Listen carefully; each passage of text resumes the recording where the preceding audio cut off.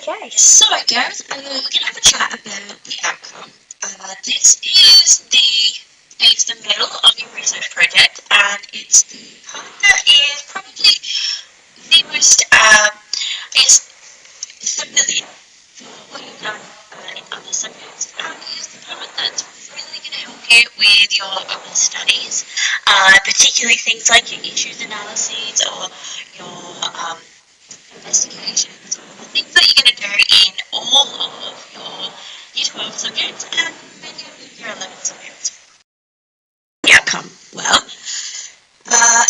for each of you, it's going to be something slightly different.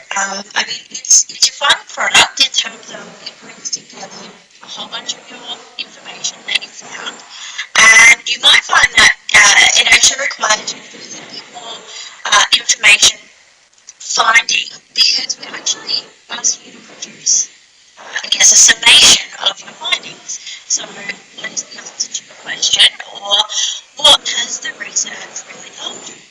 Now, for Year 11, you have about 800 words to do this, so it's kind of short, sharp, and shiny, and depending on your structure, it would mean that you probably address each of your focus questions individually, and you have a bit of an introduction and a bit of a conclusion.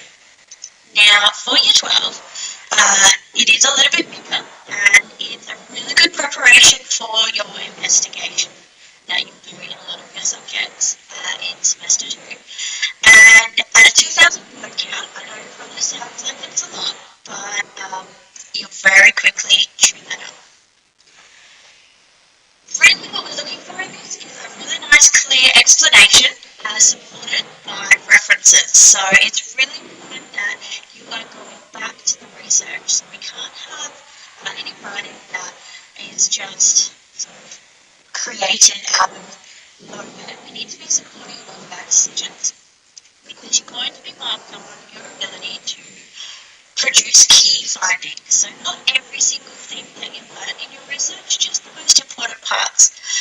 And you're going to support this with evidence. And once you've supported it with evidence, you're going to use a reference system. Totally cool which one you use. In-text, footnoting, Harvard or Oxford or Chicago or MLA, whatever it is that you want to use for your what you're familiar with.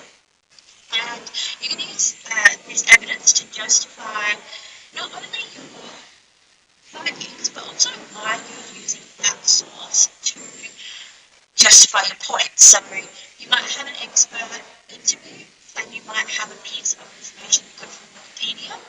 And if you're going to use either of those, you have to tell us why those two pieces of information are found that it must be in your research report. So all of these pieces are going to link together to build the answer to your question. And we are going to mark you on clarity as well. So we're going to really assess how well you answer the question and how clearly you tell us the answer. To go into that in a little bit more detail, this section might not be super relevant for you straight away, but I think it's really important that you know what you're going to be marked on, so that you can really design your writing through those assessment standards. So we will have a look at what the SACE board says, which this is straight out of their subject outline information, which is accessible on the website if you want to have a further read. But it's essentially telling us that there are many, many different options that you could actually do. So many people just go straight for a written result. So it might be an essay, a report, a booklet, or an article. Or it might be that you actually produce something and then you do a writer's statement, and that substantiates your production. So it might be a surfboard, and you write your 2,000 words about how you made the surfboard and why you made the decision to do it. It might be that you choreograph a dance piece, and each of your movements and the choice of music and the way that you taught this piece would all be justified in your substantiation. You could also put it in an art exhibition, you could do a whole bunch of different things, art and performance, and each of those you just justify with annotations. We also have the option for giving multi-mode presentations and oral presentations. I guess the main point is that if you just is not really your thing, then I really strongly recommend that you negotiate with your teacher and alternative format. So it is really important that we get your findings in a format that is the most accessible for you. We want to hear what you know. And if you're limited by your sentence structure, don't do it. Just skip that bit entirely. Do a multimodal or an oral or a performance or something else that doesn't rely on that sort of, written clarity. So, of course, we really will encourage you to express yourself. I want you to be creative with this. You guys have amazing things that you've never even considered before. Make up a YouTube channel, make up, an Instagram account that somehow conveys your research writing. I have no idea. But, really try and play with it because the SACE Board really values your creativity and really values your ideas. So as long as you can get it to meet those performance standards, we would be more than happy to see you really explore your strengths. It's just really important that we do go through some of these in a little bit more detail because it is important that you know what you're going to embark on. So if you were going to do any of these formats, it's not so much that you produce a painting and that's it. You're going to see that word there on the screen, substantiation, and it means that no matter what, you are producing a document, whether it is written or multimodal or oral, that highlights your understanding of where the research came from and an expression of your ideas and evidence in a really clear format.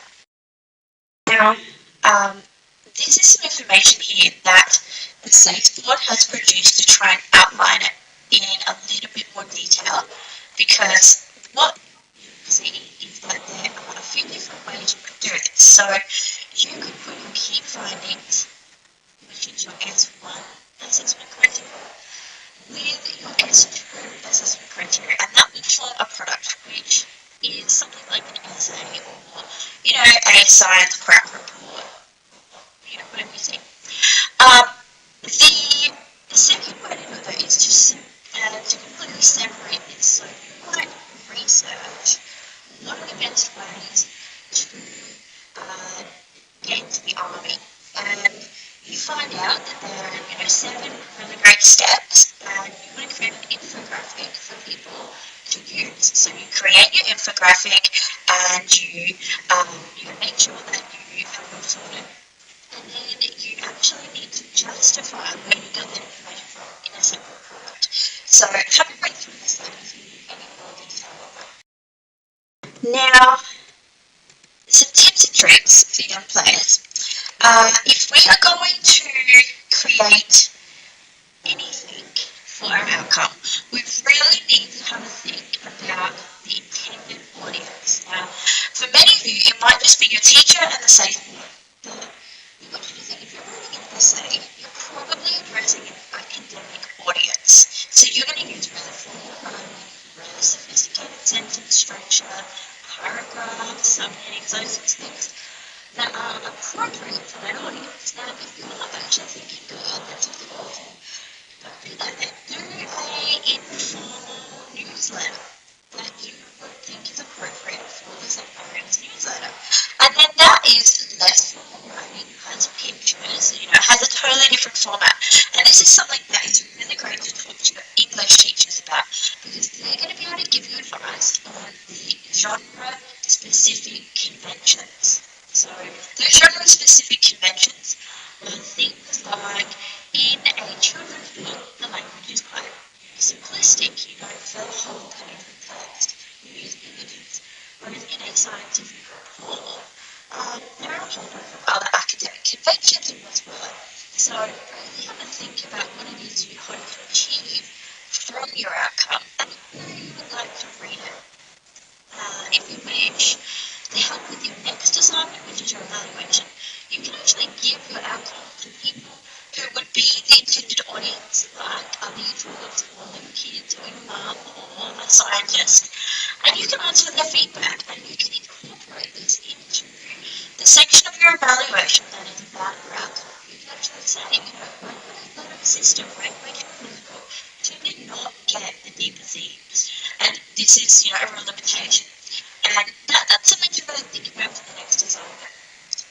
just go out, work out that, remember that your words translate to minutes if you know anything that's important. So at year 12 level, you have about 12 minutes presentation time. You don't have to do 12 minutes of presentation. You can do 6 minutes of presentation and 1,000 words. Or you could do, any fraction as long as it ends up adding up to the right amount of time. Now, what are you being marked on specifically? You've got 3 things that are really important. You've got your S1, which quite a lot with you. This S1 is an insightful synthesis of knowledge. Now, synthesis is part of Bloom's taxonomy. Those levels of thinking where you start right from the bottom, which is clear knowledge. Then you start to comprehend. And then you analyse and you apply. And then you synthesize and you evaluate. So it's a really high level thinking skill. It's not something that's really easy.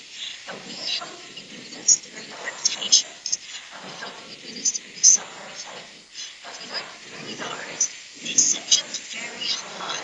So it's really important that you're up to date with your research and you use that to actually find out what is your knowledge, what are your skills, and what are your ideas that answer your question. Now, your next bit then, once you've answered the question, is to substantiate that. Substantiation is a bit of a tricky buzzword at the moment. It's got a few different meanings.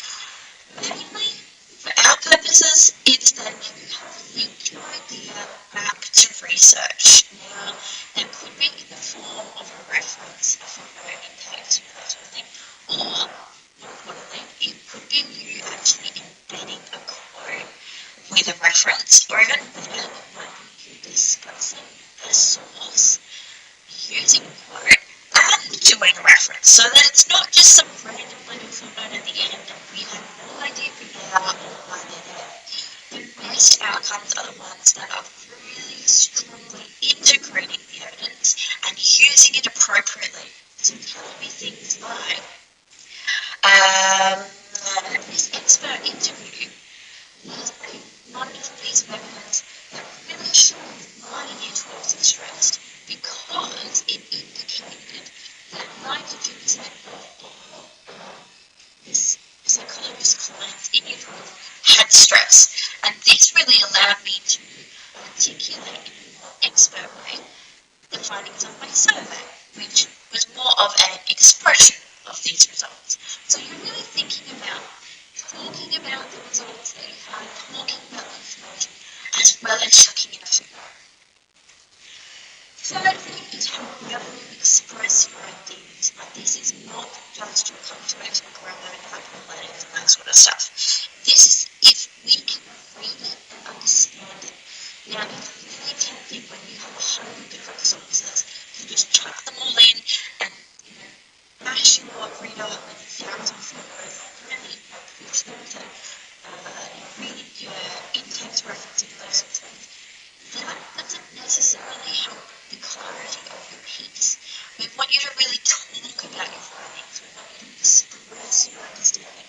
And so the way that you get higher in the grade book is that expression of ideas, not necessarily